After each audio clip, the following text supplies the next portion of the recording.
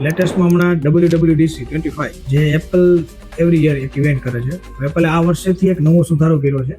હવે નવો સુધારો એટલે એપલને સુધારો લાગે છે હકીકતમાં કે ભાઈ જેમ આઈપેડ ઓએસ અથવા તો મેક ઓએસ અથવા તો આઈફોન ઓએસ આ બધી ઓએસના અલગ અલગ વર્ઝન હતા. કોઈકમાં 18 હતા, કોઈકમાં 15 હતા, કોઈકમાં 14 હતા, કોઈકમાં 12. આ બધા ચેન્જ કરી જે યર પ્રમાણે છે એ પ્રમાણે કરવા માંગે. મતલબ આઈપેડ ઓએસ હોય તો ભલે, મેક ઓએસ હોય તો ભલે, વોચ ઓએસ હોય તો ભલે, એની ટીવી ઓએસ હોય તો ભલે, કોઈ બી ઓએસ હોય એ બધામાં એક જ સેમ ઓએસ, બધામાં 26. અને આ વર્ષે મતલબ અત્યારે 2025 ચાલે છે. 2025 ના એન્ડમાં અત્યારે એનું બીટા વર્ઝન લોન્ચ થઈ ગયું છે. પછી એનું જે નોર્મલ આપણે યુઝ કરી શકીએ એવું વર્ઝન લોન્ચ થશે અને પછી ફાઇનલમાં તમે એન્ડિંગ ની અંદર મતલબ કે સપ્ટેમ્બર ની અંદર 26 ઓએસ લોન્ચ થશે. તમને એમ થશે કે ભાઈ 26 ઓએસ કેમ લોન્ચ થશે મતલબ 2025, કારણ કે 2 થી 3 મહિના જ વધેલા હોય છે 26 ચાલુ થવા, એટલે એ રીતે લોન્ચ કરશે દર વર્ષે. આ વખતે એપલ ઇન્ટેલિજન્સ ની જરાય વાત નથી કરી. 2 થી 3% જેવી વાત કહી શકાય. મતલબ જેવી એક્સપેક્ટેડ હતી બધાની એટલી બધી એપલ ઇન્ટેલિજન્સ ની વાત એને નથી કરી. બીજું કે હજી વધુ સૌથી વધારે ગ્લાસ મોર્ફિઝમ ઉપર ગયા. ગ્લાસ ઇફેક્ટ જેટલી આવે છે એ કોઈ બી અંદર હોય, મતલબ કે આઈપેડ ઓએસ હોય તો ભલે, મેક ઓએસ હોય તો ભલે,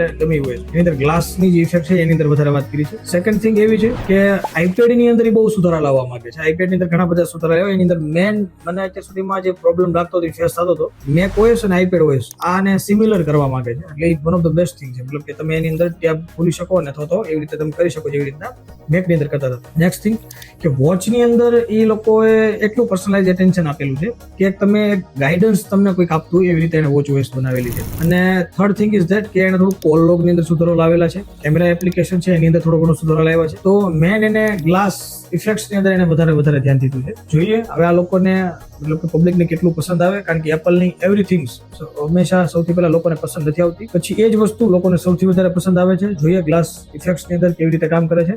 મળે નેક્સ્ટ